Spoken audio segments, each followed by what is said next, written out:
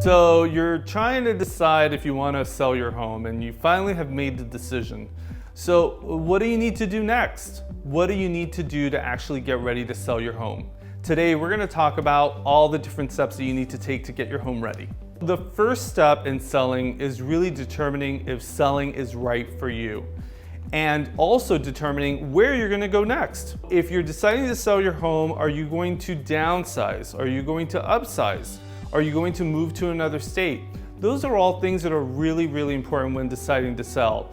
So first, take a step back, meditate, think about it a little bit, pray if you need to, and actually think about what is going to come next, because that's the most important part of selling. The next step would be to actually meet with your realtor. So you want to find a realtor that you know, like, and trust. You want to meet with them and you want to lay everything on the table. What your goals are, what you expect to get out of this, what you're thinking about, and actually have your realtor meet you at your home and do a really thorough walkthrough. That walkthrough is going to be really important because they're going to determine all the different things in the home that are actually going to impact your value, and are actually going to look at things to actually suggest to you to make the home even better. Once you actually talk to your realtor, like I said, you want to put everything on the table. So some of those things that need to be discussed, which are not always the most comfortable things, is if there's any liens against the property that you're aware of. It's something to be, basically something that you need to put out front. The other thing, if you own a condo, is if there's any upcoming assessments or any current assessments.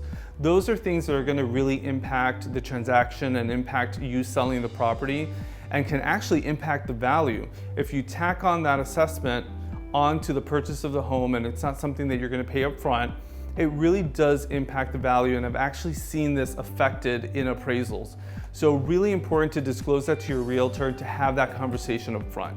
Another really important thing with a condo is to consider if there's any pending litigation in the building.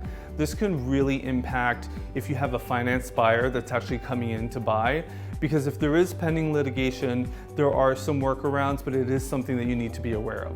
So you did your walkthrough with your realtor, and the reality is you have some things that need to get done. So you need to fix a crickety door, or you gotta fix a baseboard, or you gotta take some magic eraser and clean some doors.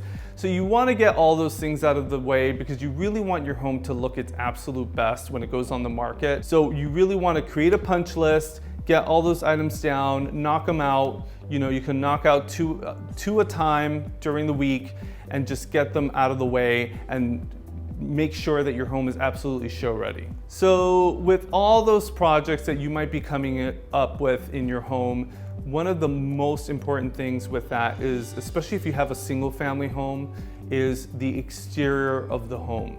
So the exterior of the home is really the face of the home. It's going to be the first thing that the client walks into, the potential buyer, and it needs to look its absolute best.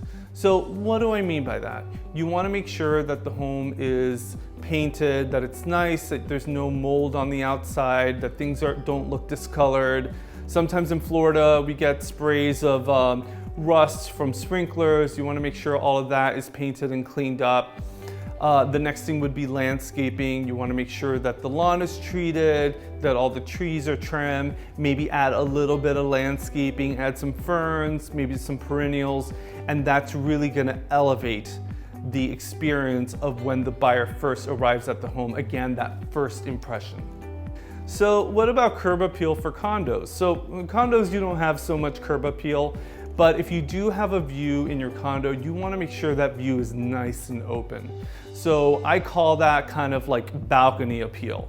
So you want to make sure all the shades are typically pulled away. You want to make sure your balcony is clean, that there's no clutter on the balcony, that everything's visible, and that beautiful view is visible to a potential buyer. Okay, next we have decluttering. So decluttering is really important because people like to see their own things when they come into a home. So my rule of thumb is at least 1 to 3 maximum items per table and per countertop. Go through the kitchen, get rid of all those spices and all the toaster and all that stuff, put all that stuff away, get it nice and clean, and the same thing with the dining room table. coffee table, all the tables throughout the house, and it will really give a nice, clean impression. And that's really what buyers like to see because it just makes everything clean and visible for them. Okay, to stage or not to stage? That is the question. It's a great question. Obviously, staging does have some cost associated to it, but it is proven that staged homes sell better than non-staged homes. So if you can afford a few $1,000s, I would highly recommend it. Even if your home you feel looks amazing, it really brings it to the next level. Stager will come in. If your furniture is great, they'll add some accessories, which I've seen done in the past. They'll add, knickknacks here and there that really elevate the entire room. And sometimes they'll even do some painting, and it really makes a big impact. It's pretty significant. So if you're thinking about it and you can't afford it, I would probably highly recommend it. What if you can't afford staging? Then what do you do? Well, there's some great options in terms of virtual staging.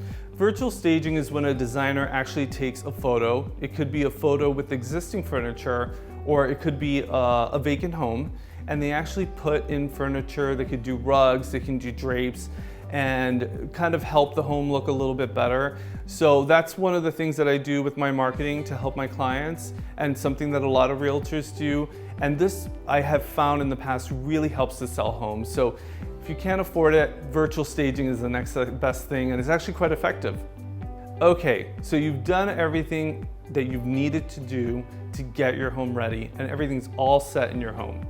And it goes on the market, you've already done photos, videos have been done, and you have a showing and the bed isn't made. That's another thing. You gotta maintain your home. Make sure you always make your bed every day, put away items, make sure the kitchen is clean, because you always need to be show ready when your home is on the market.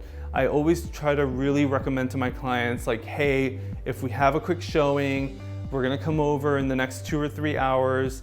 Not ideal, but I have had happen in the past where we actually end up showing a home from a buyer that just saw it within a 2 or 3 hour time frame. I would always recommend having that home show ready, and you won't miss out on any prospective buyers. My name is Hector Valdes. I'm a realtor here in South Florida. And if you're thinking about buying or selling a home, I'm here to help.